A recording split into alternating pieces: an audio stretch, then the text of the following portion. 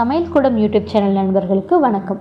புது புது உணவுகளையும் உணவு குறிப்புகளையும் பற்றி தெரிந்து கொள்ள நம்ம சமையல் கூடம் சேனலை சப்ஸ்கிரைப் பண்ணுங்கள், லைக் பண்ணுங்கள், ஷேர் பண்ணுங்கள், சப்போர்ட் பண்ணுங்கள்.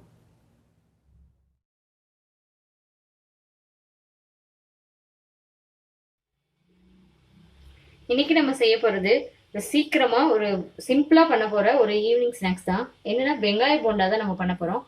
வாங்க அதுக்கு தேவையான பொருள் என்னென்னு பார்த்துடலாம். வெங்காயம் ஒரு 10 வெங்காயம் இந்த மாதிரி பொடிப்படியாக நறுக்கி வச்சுருக்கேன். எண்ணெய் பொரிக்கிறதுக்கு எடுத்து வச்சுருக்கேன். 2 டீஸ்பூன் அரிசி மாவு, கடலை மாவு ஒரு 5 டீஸ்பூன் எடுத்து வச்சுருக்கேன். உப்பு தேவையான அளவு, அதுக்கப்புறம் பெரிய சீரகம், இஞ்சி சின்ன துண்டு இஞ்சி சின்ன சின்னதாக நறுக்கி வச்சுருக்கேன்.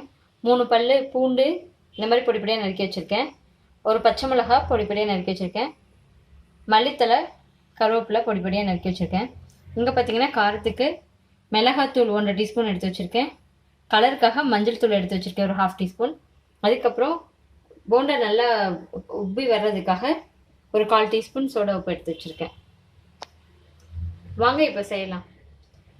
ஃபஸ்ட்டு நம்ம வெங்காயத்தில் உப்பு, இந்த நறுக்கி வச்சுருக்க பூண்டு, இஞ்சி, சோம்பு இது எல்லாத்தையுமே போட்டு நல்லா மிக்ஸ் பண்ணிடுவோம். மிக்ஸ் பண்ணிவிட்டு அதுக்கப்புறம் கொஞ்சம் கொஞ்சமாக மாவு போட்டு அப்புறம் தண்ணி ஊற்றி நம்ம பசைய ஆரம்பிக்கலாம். போண்டா பதத்துக்கு பசைய ஆரம்பிக்கலாம்.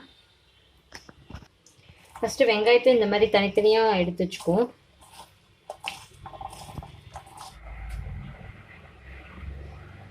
இப்போ நம்ம எடுத்து வச்சிருந்த சோம்பு, கருவேப்பிலை, மல்லித்தலை, பச்சை மிளகா, இஞ்சி பூண்டு இது எல்லாத்தையுமே ஒன்றா சேர்த்துருவோம். இது கூட உப்பு தேவையான அளவு சேர்த்துருவோம்.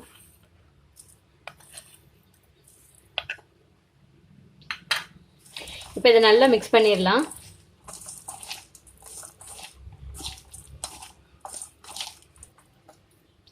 வெங்காயத்துலேயே நம்மளுக்கு தண்ணி இருக்கும். நம்ம கொஞ்சம் கொஞ்சமாக தான் தண்ணி சேர்க்கணும். இப்போ அரிசி மாவு சேர்த்துடலாம். கடலை மாவு,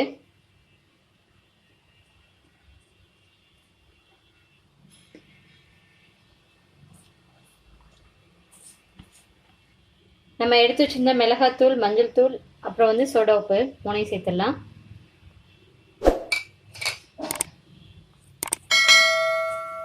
இதை கொஞ்சம் நல்லா மிக்ஸ் பண்ணிவிட்டு அதுக்கப்புறம் நம்ம தண்ணியை சேர்த்து மிக்ஸ் பண்ண ஆரம்பிக்கலாம்.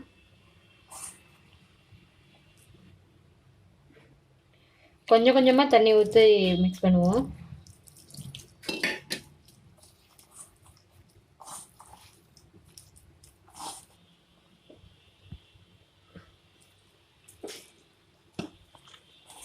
நிறைய தண்ணி வந்துருச்சு அப்படின்னா எண்ணெய் நிறையா குடிக்கும். அவ்வளோதாங்க. கடலை மாவு, அரிசி மாவு, எல்லா மசாலா எல்லாமே போட்டு நல்லா மிக்ஸ் பண்ணியாச்சு.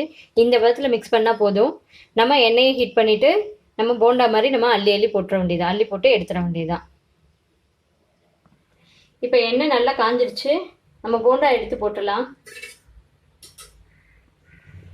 நார்மலாக இந்த மாதிரி எடுத்து போட்டாவே போதும்.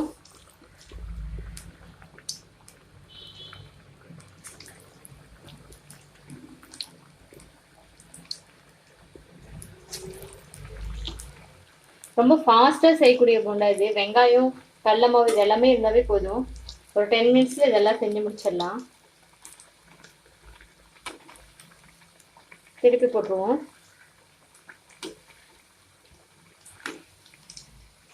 நார்மலாக ஹோட்டல்லன்னா ஃபுட் கலர்ஸ் சேர்க்கறதுக்கு சான்சஸ் இருக்குது. ஆனால் நம்ம சேர்க்கல, மஞ்சள் தூள் தான் சேர்த்துருக்கோம்.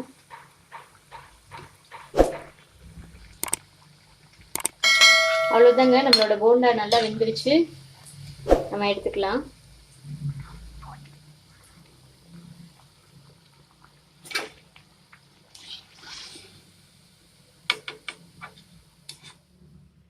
அவ்வளோதாங்க. நம்மளோட வெங்காய போண்டா சூப்பராக ரெடி ஆயிடுச்சு. ஹோட்டலில் எப்படி நம்மளுக்கு இந்த வெங்காய போண்டா போடுவாங்களோ அதே மாதிரியே நம்மளும் போட்டாச்சு. நீங்களும் ட்ரை பண்ணி பாருங்கள். ரொம்ப டேஸ்ட்டாக இருக்கும், டிஃப்ரெண்ட்டாகவும் இருக்கும். இப்போ பார்த்தீங்கன்னா உள்ளே பாருங்கள், அந்த மசாலா எல்லாமே நல்லா பிளெண்ட் ஆகி எப்படி இருக்குன்னு பாருங்கள். சூப்பராக இருக்கும். ஸோ நீங்களும் உங்கள் வீட்டில் ட்ரை பண்ணி பாருங்கள்.